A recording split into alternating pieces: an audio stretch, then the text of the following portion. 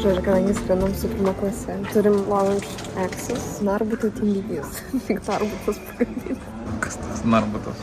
Nešimtai. Aš nežinau. Dabar kviečiame prieiti keleivius. Aš jau pažymėti, kad dabar pirmos klasės keleivius verčiu wow. Saša, papasakok mums, ką tu šiandien valgysi. Užkandis graikiškos salotos. Pagrindinis patiekalas. Troškinta elniena raudono vyno padažė su brokoliu tyrė ir keptomis daržovėmis.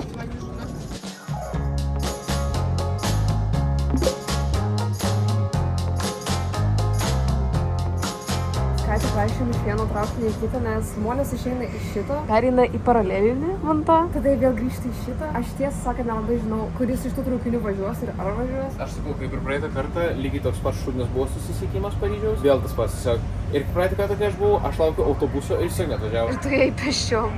Taip, bet šitos stumas nenueisim pėsčiom. Ne, nu šiaip.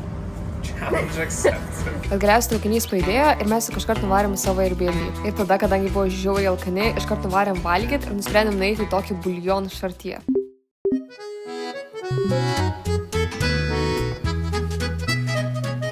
Pirmas mūsų holas. Pirkom visų pirma tokį gigantišką bagetą už 3 centų. Paėmiau kažkokių salatyčių už eurą. Čeri pomidoriukai, kurie kainavo 2 eurų. Šitas kainavo 1,2 €. Mėsytės tai tokia.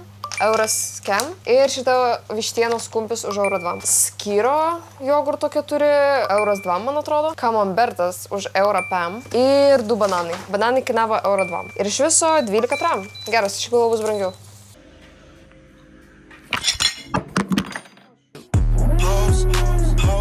Tai nuvarėmės vakar tą kavinę, ten buvo belio kokia eilė. Tai mes stovėjom eilė, šiaip man atrodo, žinokit, kokių 5 minučių. Tada random ateina vienas iš padavėjų, ar kas ten buvo, praleidžia, žmonės random praeina iš eilės į restoraną ir tada mes matom, kad į mus pažiūri ir mes realiai vietoj to, kad stovėtume dar, nors spėjame, mes realiai stovėtume dar kokią valandą, mes tik nestovėjome eilėj papildomai. Šiaip kalbant apie tą vietą, visų pirma, tenais yra labai užspausti staliukai, tenais labai arti kitų žmonių. Kainos ten kaip Paryžiuje tai yra labai šiaip nedidelė, sakyčiau, ten mano tas duck confit kainavo 12 PM ir dar mes užsakėm desertų už 4. Ai, ir ten beje užrašė mūsų užsakymus kažkodėl ant servetėlės ant stalo. Buljon šartie, istoriškai sukurtas su tokia intencija, kad tai būtų vieta kažkur centre, kažkokiose gerose rajonuose, bet jie vis tiek leistų žmonėm turėti maistą ir gėrimus nebrangiai. Vat mes sėdėjom vienas prie kito taip susispaudę, tai nu be abejo tai įeina į tą mažą kainą. Jeigu apsižiūri tiesiog, vat momentu, kai sėdi, tai jauties liktų realiai gyventum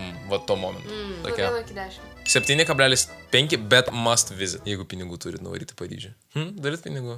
Neturit pinigų? Ne, aš neiškyriu. Ne mano finansam varyti Paryžių.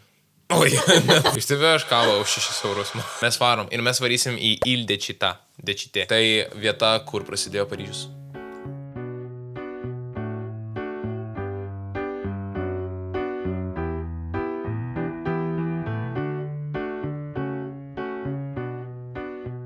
Užėjom į kažkokią turčių pardę. Greičiai yra saldainių parduotuvė, bet žiūrėkite kainas. Pavyzdžiui, šiaip man įdomu realiai, kas čia yra. 8 eurų. Yra saldainiukai už 7 eurus. Žiūrėkit, 3,50. 60 centų. Tai mes taip po biškį išleisim visus savo pinigus. Aš žinau, paim paragauti. Liam, manau, gal ir verta. Pripirkom už 8 eurus dalykų. Žodžiu, aš jums vėliau parodysiu, bet žiauriai fainas pakelis. Fun fact. Šita šokoladinė yra pati seniausia Paryžiui ir man atrodo ten, kur mes buvom, ten yra ta jos originali vieta. Tai nors jo saldumynai ten brangus, bet aš labai rekomenduoju šiaip tenais nueiti, nes tenais ir yra labai įdomių saldumynų ir nu vat kiek mes ragavom, ten tos poros saldainių, tai jie nu labai yra skanus.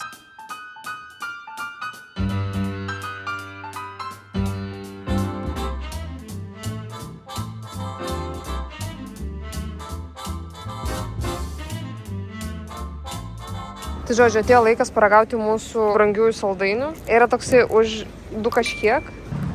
Grinai kinderio šokoladas, bet grinai šokoladas. Gerai, vakaro žvaigždė, kaštonas už beveik 4 eurus, kuris man tu iškris iš ango. Aš ne faina. Ne faina? Bliamba, ne. Man kaip bulvė su karamelė. Bulvė su karamelė? Jo. Žodžiu, radom per TikToką šitą vietą su burgeriais už 3 šiam. Ir taip atrodo šitą vietą, vat. Bet aš žiūriu į meniu. Ir ten parašyta sup. Ir tipo 2,500 eurų. Ir galvoju, nu no way šitą sriubą kainuos 2500. Aš sakau, the soup.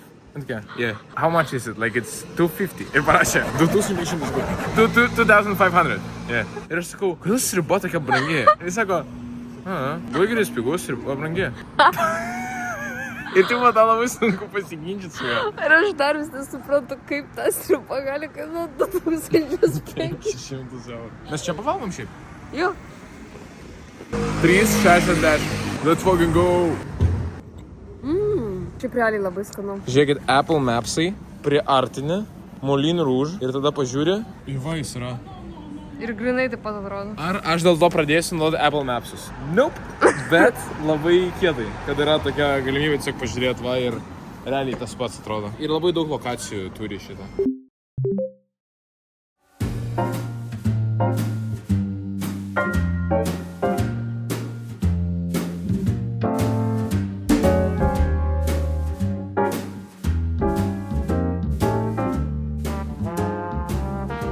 Atėjom va kavos. Čia mano flat white'as ir Sašas pumpkin spice. Griozdiškas. Ne, nu čia tai... Žinai, kaip aš dabar jaučiuos. Gali įjungti į fonę, padaryti taip... Iškirko neblogai ir padaryk fonę tokį mišką rudens.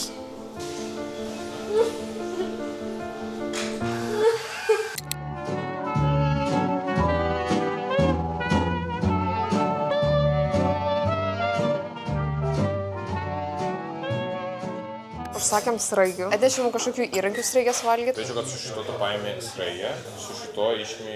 Ai, nu jo. Man atrodo, pas mane nėra sraigės. Ką? Jinai yra. O. Atrodo, kažkas tarp vištienos ir jūros gėrybių. Bet man neturi biškį žemiškas skonis. Jo. Nu ir dar užsakėm krem briulė.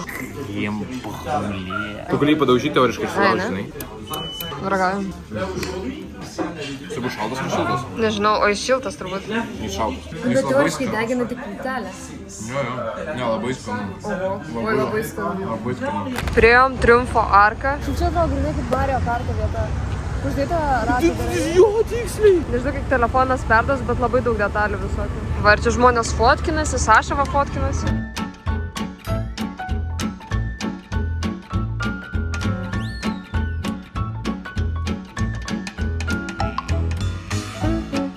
Aš turiu teoriją, kad Paryžius turi kažkokią savo miesto atvirkštinės psichologijos reklamą, nes kai mes čia varėm, mes prisiklausėm, kad čia bus daug skemerių, mes dar nematėm nei vieno skemerio. Kitas dalykas, kad žmonės sako, kurie buvo Paryžiuje, kad nu jo, tipo, Eifelio bokštas, faina nueiti dėl varnelės, bet tipo, pats jis iš savęs nėra all that.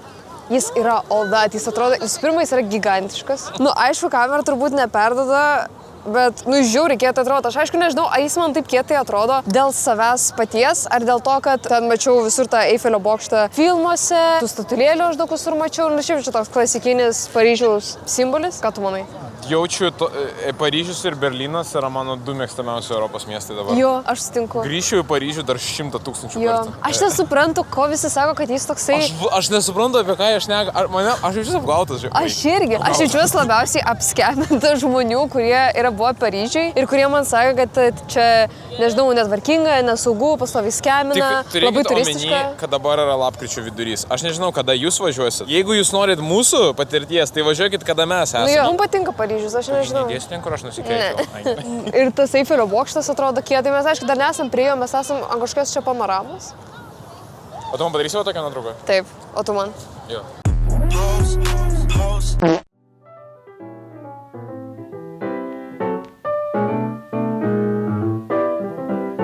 Seniai žiūrėjom Andriaus Tolžūno vlogą, kaip jie buvo Paryžiui. Iš esmės visas vlogas buvo aplink fried chickeną kažkokį, kuris atseit yra žiauriai geras. Tai dabar yra kem minučių nuo mūsų ir eisim paragauti. Ar tu esi excited? O, aš super excited. Man tai Tolžūnas taip išreklamavo tą chickeną. Jeigu nebus geras chickenas. Mes susieksim asmeniškai su Tolžūnu.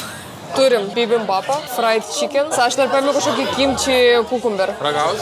Ragauk. Tolžūnai, aš žiūriu į tavo sielą, dabar aš matau tavo sielą. Nu, čia nėra skaniausias fried chicken pasaulyje, bet... Nežinau, taip, nori? Ar aš dėl to skrišiu į Paryžių, ar čia grįšiu, turbūt ne. Bet neblogai. Aš dabar... Galiu netrukdyti.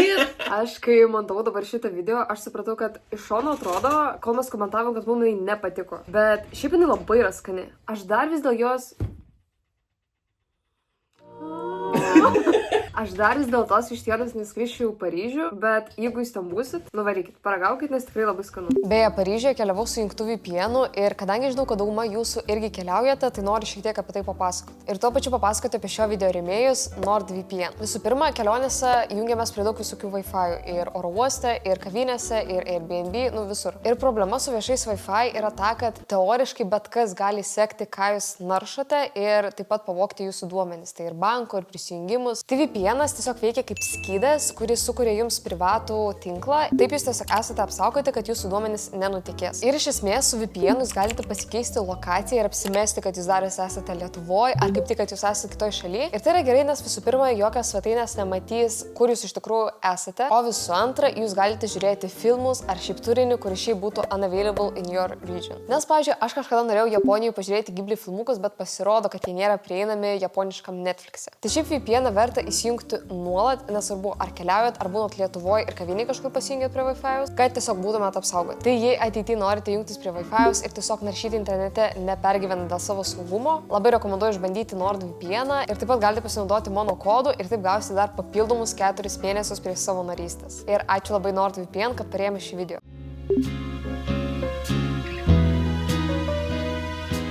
Aš dabar esu labai pikta, nes aš dar negėriau kavos ir jau yra 2:30. Šiaip šiandien mūsų tikslas yra pasišopinti. Aš noriu kepurės. Taip. Aš gal kokios maikės noriu. Kažkokios tašės, aš nežinau. Norėčiau kvepalų, idealiausiai rasti kažkokių, nu ne crazy brangių, bet aš galiu surasti kažką tokią biškį. Ir aš labai norėčiau kosmetinės, nes aš pastaruoju metu savo make-upą vežuosi tiesiog įsidedu į kuprinę. Ir aš tikiuosi manęs nepagaus konsumerizmas ir aš nepradėsiu pirkti beleko, bet aš būsiu mindful. Noriu jums parodyti mūsų būto turą. Aš nežinau, kiek čia kvadratų. Nu, kokį 13. Nu, čia 20. Nu, nebus čia 20. Surenk kvadratą su tualetu, bet tualeto 7. Kainavo 100 eurų per naktį. Daug, žinau, bet mes tiesiog realiai matėme, kad, nu, tokia yra situacija su Airbnb Paryžium, nu, bent jau šiam mėnesiui. Nu, už 100 eurų čia ir kambarių yra, nu, čia šiaip yra apgyvendinimas brangus. Aš sakyčiau, mes dar radom už padorą kainą būtą. Kambarys su virtuvė, realiai. Kambarbūtą. Būtbarys. Bet mes esam geram rajone. Tai tas yra faina, Montmartre. Šiaip nežinau, aš jums palikčiau nuorodą aprašymą, bet aš nežinau, ar aš labai rekomenduoju čia apsistoti, nes tualetas iš pirmo žvilgsnio estetiškas, bet smirda pelėsiu nerealiai. Nu, kiek turim kavos aparatą, kiek kad turim virtuvę, čia ir šaldytuvas, ten langas realiai tiesiog į kitą butą, tai yra vatlova tokia ir labai tripišiai atrodo, pažiūrėkit. Čia pusė buto sienų yra tiesiog veidrodis. Visa kita. O, Saša trendi. Saša su lebubu. Bet kiek yra vietai? Aha. Lebuba. Čia šiaip crybaby. Saša nieko nemoka. Čia lebuba. Tai vat, aš kamerą palieku čia, bet jūs paimsiu su savim su telefonu. Aš kadangi turiu savo kelionių dienoraštį, aš noriu labai kažką iš šitų vat paimti. Kainuoja ją po eurą, aš neįsivaizduoju, kas čia parašyta, bet man tiesiog patinka, kaip jie atrodo. Išsirinkau tokį. Čia yra sviestinis croissantas. Aš labai norėčiau pasakyti, kad čia nėra tiesiog croissantas, nu, bet čia yra tiesiog croissantas. Nu, tiesiog croissantas, ką aš žinau, nu, praug. Bet tu irgi tikėjais kažko? Labai skanu. Ne, nu tiesiog tikrai skanus croissantas, bet ar čia yra toks croissantas, kur aš iš esmės bet kur Europą paragauju? Nu tai jo, iš esmės jo. Čia yra rulė kanelė. Tai tipo kaip cinamoninė, bet... Čia grinai cinamoninė bandelė. Jeigu busit Paryžiui, mažas buteliukas vandens kainuoja eurą, bet jeigu jūs nueisit biškį toliau, ten, kur yra dideli buteliai vandens, magiškai vienas toks butelys kainuoja 27 centus. Ar tai yra kažkoks turistų skemas? Aš nežinau, bet reiktų omeny, nes mes taip vos nenupirko mažo buteliuko už eurą. Į McDonald'ą prancūzišką, bulvytę su fondue, kas iš esmės yra tiesiog bulvytė su lydytu sūriu, steiko burgeris, kas iš esmės yra tiesiog burgeris su gigantišku kotletu. Ai, nu čia kažkokie nuodai. Obuoliukų skonių. Man buvo kokių 15, aš vergė neparagavau šitą tuna kado sandwichą. Antekį. Simona man. Open here. Simona net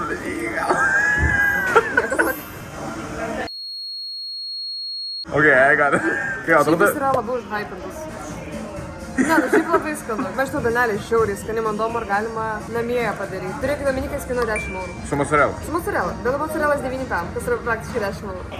Kas? Susakyk. Jis yra absoliučiai vienas prie vieno, kaip mūsų sumuštiniai namie. Aš net nustebęs, kad jie yra airių. Priėjom Luvrą. Kietai matyti tiesiog tai, ką aš dažnai mačiau per nuotraukas.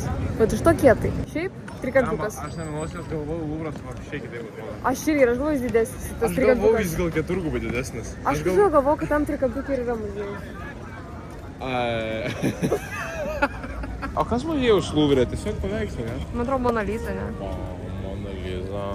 Aš niekada nesupratau. O, kas čia? Kaip tai nuvaryti? Kas čia ratas tas? O aš beje galiausiai radau kvepalus. Galiu ramia siela varyti namo. Eifelį pamatėm, Luvrą pamatėm, kvepalai nupirkti, tos sienos paragautos, sraigės paragautos. Mes einam į Latin District. Čia turėtų būti senamiestis kažkoks Paryžiaus. Žiūrės.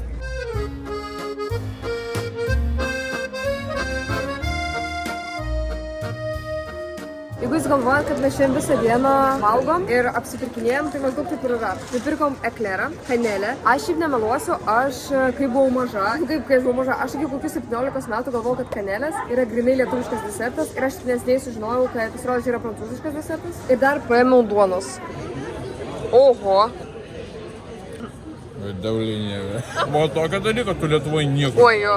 Jeigu važiuosi Paryžium, pirkite klerus. Ir krembriulė. Užėjom į Beams Japan. Čia kažkokia japoniška parduotuvė, bet čia labai faini yra indai visokie. Simona, Oh my god. čia kartais čia pas Tatsuki. Šitos aš pastoviai Japonijoje gatvėse mačiau. Grybas. Pliama, čia toks nereikalingas šūdas, bet aš taip jo noriu. Oh my god. Čia kam? Čia mačiai? Aš galvoju, čia česnakai. Aš šiaip labai mėgstu tokius smulkius indus, bet mano problema, kad aš juos nusiperku ir aš po to neturiu ką iš jų valgyti. No way. No way. Oh my god. Kiek jis kainuoja? Aš atiduosiu visus pinigus. Tokia gražiai. Šiaip atrodo, jinai lygiai taip pat kaip biržų duonos. Jo, grinai biržų duonos kanelė. Nu, atrodo skaniai. Va, čia tai kanelė. Va, čia tai kanelė. Ar jūs suprastumėt, kur Lietuvoje mes, jinai buvo padeginta, bet jinai tiesiog buvo sudeginta. O čia, tose vietose, kur jinai padegusi, jinai tokia kristalizavęs cukrus. O viduje jinai tokia... Žiūri šlapia. Ir va tokia vat graži duona. Vėl esam lounge. Galvom nespėsim, bet spėjom. Nu va, o pats lounge'as atrodo taip. O pasakykite, ką jūs šiandien pasirinkote savo kavos pertraukėlį? Čiuko kapučino. Čiuko kapučino. Girdėtas jums toks dalykas pas jūs kaime. Daugiau tokius flinseriukas davė prieigą, atsiprašom, prie šito. Kamerą patrauk. Už pusvalandžio kažkur mus turėtų laipinti. Paimsim su savim. Paimsim savim oboliuką. Aš tai atsimenu, mano močiutė kažkada pradėjo viešbutį į servetėlės vyniont blynus. Tai čia, man atrodo, jau next level išsinešimų. What? Jūs visi taip daro? Ne?